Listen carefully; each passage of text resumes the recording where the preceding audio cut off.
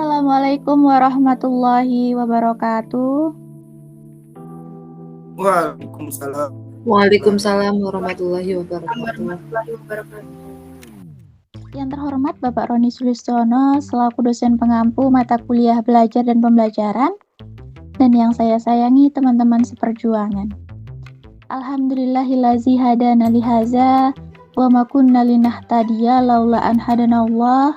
Ashhadu an la ilaha illallah wahdahu la syarikalah wa asyhadu anna Muhammadan abduhu wa rasuluh la nabiyya ba'dah.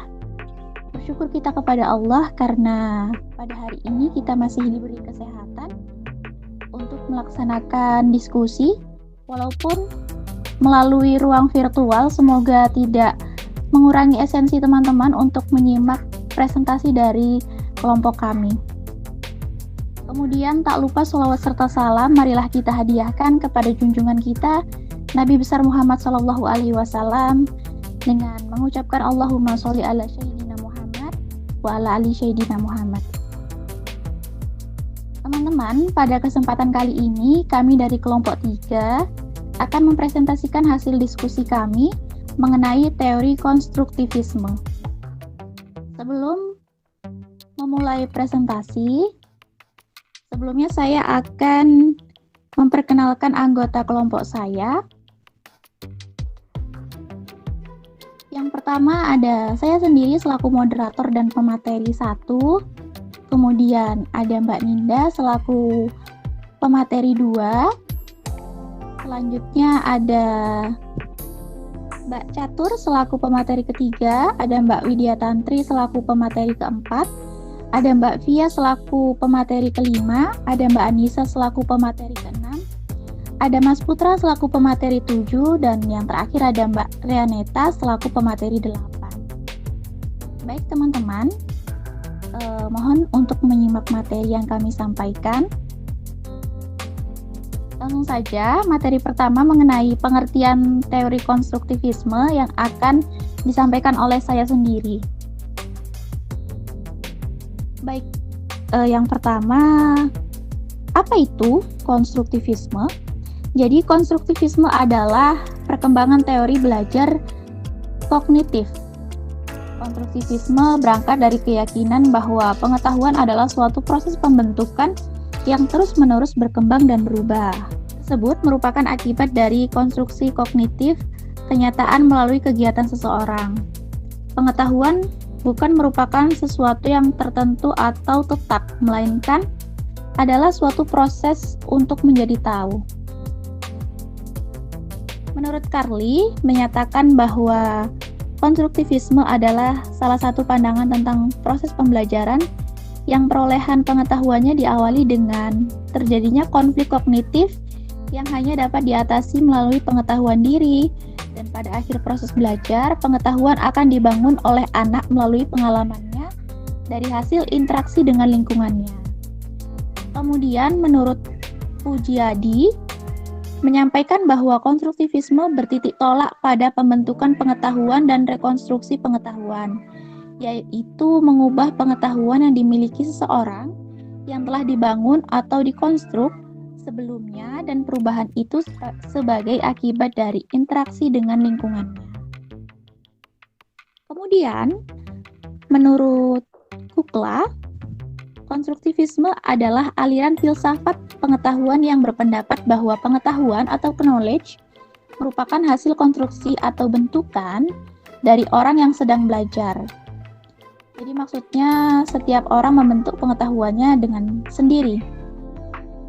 Berdasarkan dari beberapa pendapat ahli tersebut, dapat disimpulkan bahwa teori konstruktivisme adalah suatu pandangan yang mendasarkan bahwa perolehan pengetahuan atau konstruksi dari orang yang sedang belajar diawali dengan terjadinya konflik kognitif yang pada akhir proses belajar pengetahuan akan dibangun melalui pengalamannya dari hasil interaksi dengan lingkungannya tersebut. Kemudian teman-teman, esensi dari teori konstruktivisme adalah ide bahwa siswa harus menemukan dan mentransformasikan suatu informasi kompleks ke situasi lain. Dan dan apabila dikehendaki informasi itu menjadi milik mereka sendiri. Dengan dasar ini, pembelajaran harus dikemas menjadi proses mengkonstruksi, bukan menerima pengetahuan. Landasan berpikir konstruktivisme agak berbeda dengan pandangan kaum objektivitas yang lebih menekankan pada hasil pembelajaran. Dalam pandangan konstruktivisme, strategi memperoleh lebih diutamakan dibandingkan seberapa banyak siswa tersebut memperoleh dan mengingat pengetahuannya. Cukup sekian yang dapat saya sampaikan. Selanjutnya akan disampaikan oleh pemateri kedua. Kepada Mbak Ninda dipersilahkan. Terima kasih Mbak Intan. Baik teman-teman, saya akan menyampaikan tujuan dari teori ini. Ada 5 tujuan dari teori ini. Yang pertama yaitu adanya motivasi untuk siswa bahwa belajar adalah tanggung jawab siswa itu sendiri. Harapannya, siswa mampu berpikir bahwa proses belajar merupakan tanggung jawab dari dirinya sendiri, karena pendidik tidak bisa membentuk struktur kognitifnya. Jika siswa tidak menginginkannya sendiri, maka proses belajar dalam teori ini tidak mengaktifkan pada kegiatan siswa. Dan yang kedua yaitu mengembangkan kemampuan siswa untuk mengajukan pertanyaan dan mencari sendiri pertanyaannya. Misalnya, kemampuan dalam proses belajar ini setelah struktur kognitifnya itu berkembang, pembentukan sudah dilakukan, harapannya siswa itu mampu membentuk ide atau gagasannya, berani menyampaikan ide atau gagasannya di depan kelas. Kemudian, peserta didik berani untuk mengajukan pertanyaannya, kemudian mencari solusi dari pertanyaan yang sudah disampaikan. Jadi, kemampuan dalam diri siswa harus dikembangkan, terutama berpikir kritis. Dan yang ketiga yaitu membantu siswa untuk mengembangkan pengertian dan pemahaman konsep secara lengkap. Dalam hal ini, siswa dilatih untuk mengembangkan pemahaman tentang materi. Dan yang keempat yaitu mengembangkan kemampuan siswa untuk menjadi pemikir yang mandiri. Maksudnya, siswa diharapkan mampu menyadari kemampuannya, mampu mengobservasi keadaan-keadaan di sekitarnya, mampu memberikan solusi untuk pemecahan masalahnya sendiri nantinya. Dan yang terakhir yaitu lebih menekankan pada proses belajar, bagaimana belajar itu. Dalam teori ini, pengetahuan tidak dapat diberikan secara langsung kepada siswa, kecuali dengan keaktifan siswa untuk memahami materi tersebut. Dan materi selanjutnya akan disampaikan oleh Mbak Catur. Terima kasih. Baik, terima kasih atas waktu yang telah diberikan Mbak Ninda. Di sini saya akan menjelaskan tentang ciri-ciri teori konstruktivisme. Apa sih ciri-ciri teori konstruktivisme itu? Pengertiannya adalah lebih mengutamakan terbangunnya pemahaman sendiri yang secara aktif, kreatif, produktif berdasarkan pengetahuan terdahulu dan juga pengalaman belajar yang bermakna. Ada 8 ciri-ciri teori konstruktivisme. Yang pertama, memberi peluang kepada murid membina pengetahuan baru melalui penglibatan dalam dunia sebenarnya. Yang kedua, menggalakkan soal atau ide yang dimulaikan oleh murid dan menggunakan sebagai panduan merancang pengajaran. Lanjut, yang ketiga, menyokong pembelajaran secara kooperatif, mengambil kira sikap dan pembawaan murid. Yang keempat, mengambil kira dapatkan kajian bagaimana murid belajar sesuatu atau ide. Yang kelima, menggalakkan dan menerima daya usaha dan autonomi murid. Yang keenam, menggalakkan murid bertanya dan berdialog dengan murid dan guru.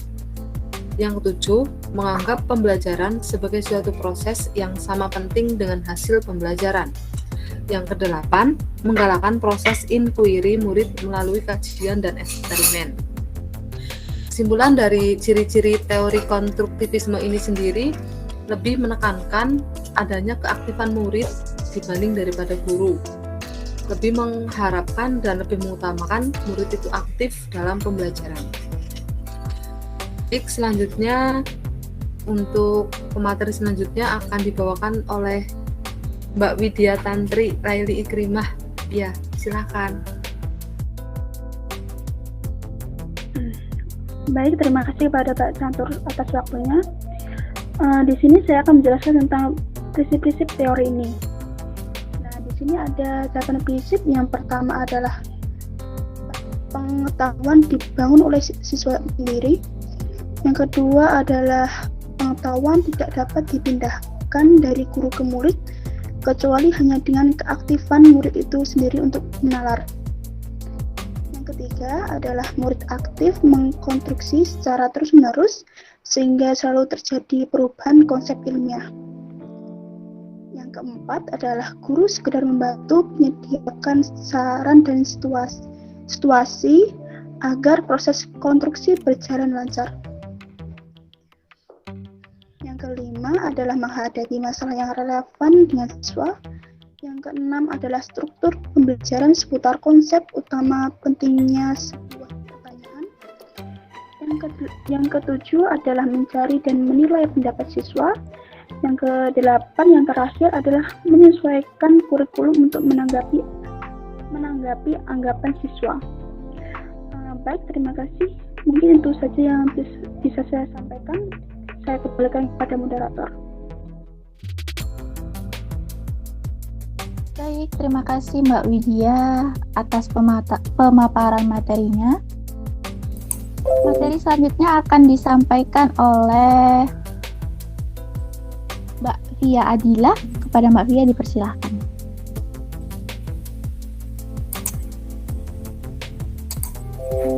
Baik, terima kasih kepada Mbak Intan selaku moderator yang telah memberikan kesempatan kepada saya untuk menyampaikan materi mengenai langkah-langkah konstruktivisme.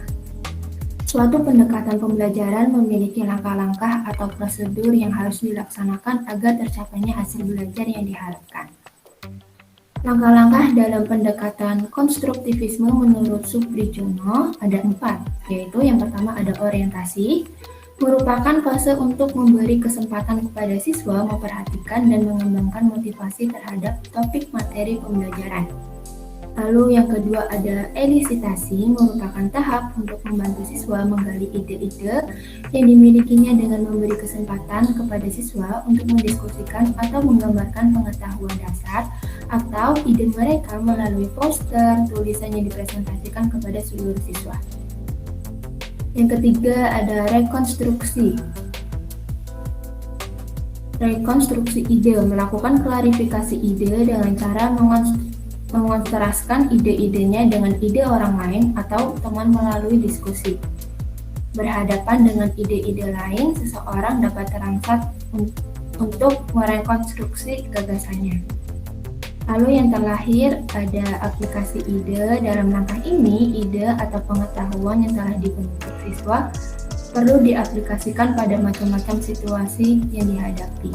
Hal ini akan membuat pengetahuan siswa lebih lengkap. Lalu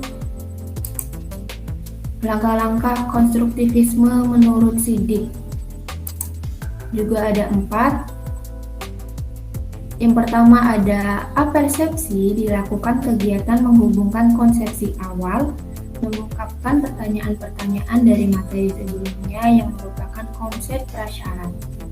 Yang kedua ada eksplorasi, siswa mengungkapkan dugaan sementara terhadap konsep yang mau dipelajari. Kemudian siswa menggali, menyelidiki, dan menemukan sendiri konsep sebagai jawaban dari dugaan sementara yang dikemukakan pada tahap sebelumnya melalui manipulasi benda langsung. Yang ketiga, ada diskusi dan penjelasan konsep. Siswa mengkomunikasikan hasil penyelidikan dan temuannya. Pada tahap ini pula, guru menjadi fasilitator dalam menampung dan membantu siswa membuat kesepakatan kelas, yaitu setuju atau tidak dengan pendapat kelompok lain, serta memotivasi siswa mengungkapkan alasan dari kesepakatan tersebut melalui kegiatan tanya jawab. Yang terakhir ada pengembangan dan aplikasi. Pada tahap ini, guru memberikan penekanan terhadap konsep-konsep esensial. Kemudian, siswa membuat kesimpulan melalui bimbingan guru dan menerapkan pemahaman konseptual yang telah diperoleh melalui pembelajaran saat itu melalui pengerjaan tugas. Sekian dan terima kasih, saya kembalikan kepada Mbak Intan. Baik, terima kasih Mbak Fia atas pemaparan materinya. Materi selanjutnya akan disampaikan oleh Mbak Anissa Nuratin. Kepada Mbak Anissa dipersilahkan.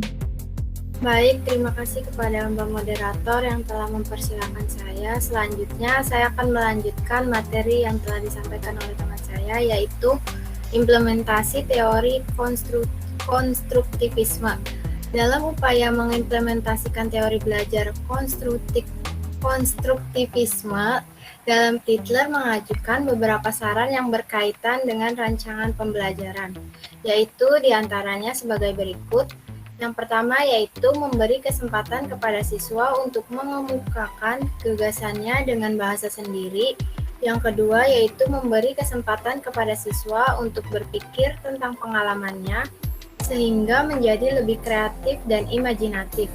Yang ketiga yaitu memberi kesempatan kepada siswa untuk mencoba gagasan baru. Yang keempat yaitu memberi pengalaman yang berhubungan dengan gagasan yang telah dimiliki oleh siswa. Yang kelima yaitu mendorong siswa untuk memikirkan perubahan gagasan mereka, dan yang terakhir atau yang keenam yaitu menciptakan lingkungan belajar yang kondusif. Dari uraian ini, maka secara garis besar perbedaan antara konstruktivistik kognitif dan konstruktivistik sosial sebagai berikut, yaitu dalam aspek pengetahuan dibangun secara individual dan internal.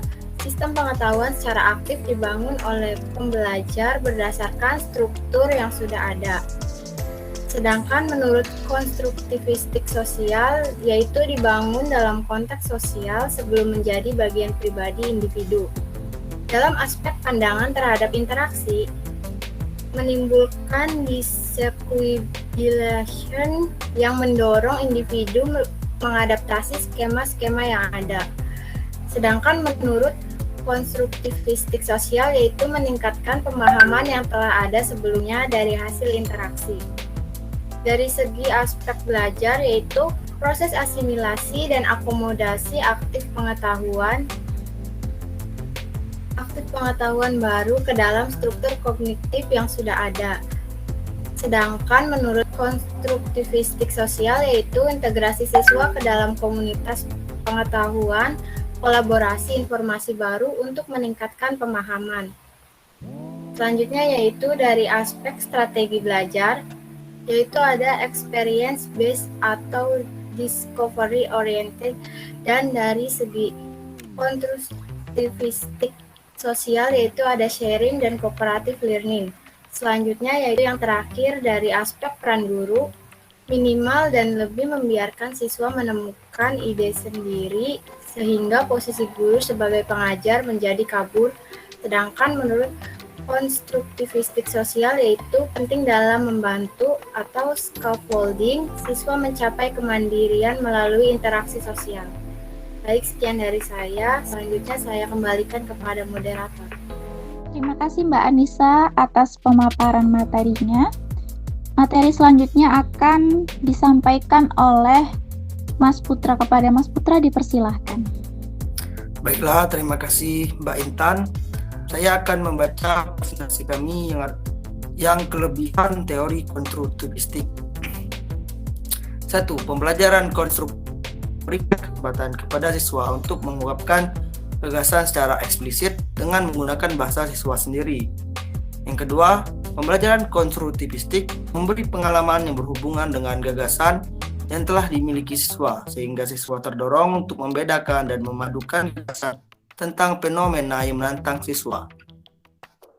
Yang ketiga, pembelajaran konstruktivistik memberi siswa kesempatan untuk tentang pengalamannya. Ini dapat mendorong siswa berkreatif, imajinatif, meneliti tentang model dan teori, mengenalkan gagasan-gagasan pada saat yang tepat. Yang keempat, pembelajaran konstruktivistik memberi kesempatan kepada siswa untuk mencoba gagasan baru, agar siswa terdorong untuk memperoleh kepercayaan diri dengan menggunakan berbagai konteks.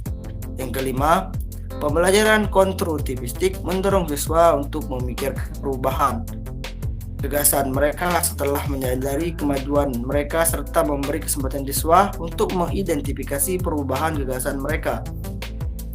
Yang keenam, pembelajaran konstruktivistik memberikan lingkungan belajar yang kondusif yang mendukung siswa untuk mengungkapkan gagasan, saling menyimak, dan menghindari kesan selalu ada satu jawaban yang benar.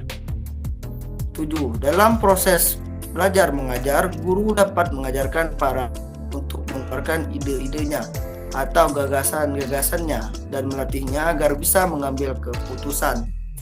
8. Semua murid bisa mengingat pelajaran yang sudah diajarkan karena mengikuti proses belajar secara langsung dan aktif. 9. Pengulangan pelajaran yang dilakukan secara berulang akan membuat murid lebih mudah untuk berinteraksi dan yakin bisa memahami pelajarannya. 10. Ketika proses belajar mengajar, murid akan lebih mudah beradaptasi dengan lingkungannya dan mendapatkan pengetahuan baru. Misalnya, berinteraksi dengan teman-temannya dan guru. Yang terakhir, pengetahuan yang diterima oleh murid akan mudah diterapkan dalam kehidupan. Mungkin itu presentasi dari saya kembalikan kepada Mbak Intan sebagai moderator. Baik, terima kasih Mas Putra atas pemaparan materinya. Selanjutnya akan disampaikan oleh Mbak Rianita. Kepada Mbak Rianita dipersilahkan. Baik, terima kasih kepada moderator yang telah memberikan kesempatan kepada saya untuk menyampaikan materi tentang kekurangan teori konstruktivistik. Baik, yang pertama yaitu siswa mengkonstruksi pengetahuannya sendiri. Tidak jarang bahwa hasil konstruksi siswa tidak cocok dengan hasil konstruksi para ahli, sehingga menyebabkan adanya miskonsepsi. Yang kedua yaitu konstruktivistik menanamkan agar siswa membangun pengetahuannya sendiri. Hal ini pasti membutuhkan waktu yang lama dan setiap siswa memerlukan penanganan yang berbeda-beda. Yang ketiga yaitu situasi dan kondisi tiap sekolah tidak sama karena tidak semua sekolah memiliki sarana prasarana yang dapat membantu keaktifan dan kreativitas siswa. Yang keempat, teori belajar ini lebih susah untuk dimengerti karena ruang lingkupnya yang lebih luas. Dan yang terakhir atau yang kelima, tugas guru menjadi tidak maksimal karena murid diberi kebebasan lebih banyak. Sekian dari saya kembalikan kepada moderator. Terima kasih. Baik, terima kasih kepada semua pemateri yang telah menyampaikan materinya. Saya selaku moderator dan mewakili teman-teman presentator, mohon maaf jika ada kata yang salah dan kurang berkenan. Cukup sekian presentasi dari kami. Saya akhiri. Wassalamualaikum warahmatullahi wabarakatuh. Waalaikumsalam warahmatullahi wabarakatuh.